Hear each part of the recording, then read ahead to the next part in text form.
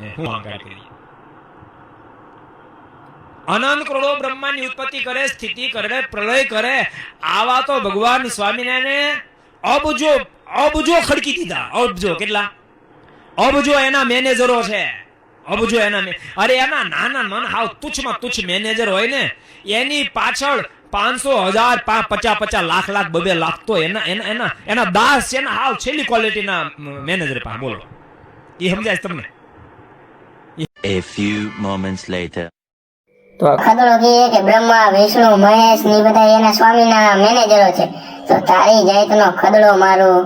હવે એથી તમે કઈ અપલોડ નહોતા થયા ને એ પહેલાના બધા અમારા હિન્દુ ધર્મના ભગવાનો છે. તારી જાતનો ટકલો મારો. હવે અમારો બ્રહ્મા વિષ્ણુ ને મહેશ તો તારા સ્વામીને ઘરે પોતા કરવા નથી રાખે એમ. તું શું કામ ને હાલી નીકળો હો? કોઈ પણ લોકોને સરળતાથી કે સસ્તા ભાવે જો વાયરલ થવું હોય ને તો આ સ્વામી માંથી ખદડા સ્વામીઓ હિન્દુ દેવી દેવતાઓ પર કમેન્ટ કરીને વાયરલ થઈ જાય છે. તેને એ નથી ખબર કે તેનો બાપ કોણ છે અને આપને આપણા ધર્મ વિશે શીખડાવે છે. અને એટલામાં તો ખબર પડે છે ને કે બાપને કે ન શીખડાવે. સમજદાર જ છો તું.